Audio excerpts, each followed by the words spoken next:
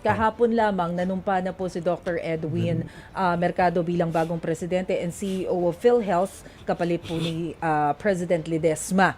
Ano po yung inyong point of view Well, pagdating dito? para sa akin, no, sana, no, okay yan, nasa prerogative ng Pangulo yan kung sino po niyang ilagay. No? Pero sana po, kung ito pong si Dr. Mercado na yung nandyan, ay ipagpapatuloy niya. Hindi lang ipagpapatuloy. Kailangan po, ang lagi kong hindi matanggap, ay bakit napakabagal? No? Kailangan bilisan ang pagtaas, ang pagdagdag sa mga benepisyong ibinibigay, no? Para tuluyan na maging libre. Yung pinaglalaban natin dito, libreng gamot at libreng pagpapagamot ng bawat isang Pilipino. Dahil karapatan po ito, malinaw po ito sa ating Universal Healthcare Law. Karapatan ito ng bawat isang Pilipino. No? Kaya nga meron tayong tinatawag na zero billing. No? Bakit po ito napakabagal? No? Kadalasan, ang problema ng isang ahensya ay walang pondo. Dito po sa sitwasyon na to, ang daming pera, nakadeposito, kumikita ng interest. Bawat interest mo na kitain nito, buhay ng ating kababayan ng isang Pilipino ang naapektuhan. Kasi, bakit ito nakadeposito? Samantalang itong mga perang ito, malinaw para ito sa kalusugan ng taong bayan. Gusto pang ang kunin, di ba? Para gamitin sa ibang proyekto. Hindi naman nakakamatay. Hindi po ito pwede. Pero yung sinasabi po ninyo na mapababa yung presyo ng mga gamot, paano po natin gagawin yun? Well, tayo Libreng gamot pa nga eh. Paano natin gagawin Una yun? sa lahat, yung libreng gamot, dapat kasama to sa PhilHealth. No? Okay. Kasi karapatan nito. No? Kaya zero billing. Pero meron tayong mga panukalang inihain, yung pong VAT exemption sa mga maintenance medicine.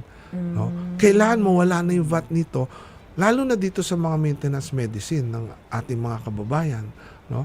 Kasi napakalaki, 44% ng ginagastos ng isang Pilipino ay napupunta lang dito sa mga gamot at pagpapagamot. No?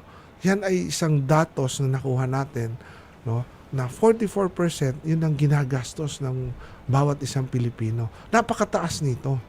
No? Sa ibang bansa, ang ginagastos lang ng bawat isa ay nasa 10% lang. Dahil karamihan sagot na ng gobyerno. No? Hindi ito para sa mahirap lang, para sa lahat ito. Lagi ko sinasabi, Maricel, kung mayaman nga, nababangkra pag nagkakasakit. Paano yung hindi? Paano yung hindi? Kaya sa pag-iikot ko sa buong bansa, yan ang pangunahing takot at pangamba ng bawat isa. Ang dami kong nakikita, nakaratay na lang sa bahay. Ayaw na magpadala sa ospital. Nakakalungkot. Ang masaklap na realidad, nag-aantay na lang ng oras. No? Ayaw na magpagamot. Dahil ang sabi, pag nagpagamot ako, itong konting naipundar ko, ang dami kong personal experiences na ganyan. Yung huli lang dito sa Bagong Silang, sa Caloocan, may isa tayong nabutan na ganon. Nag-aantay na lang.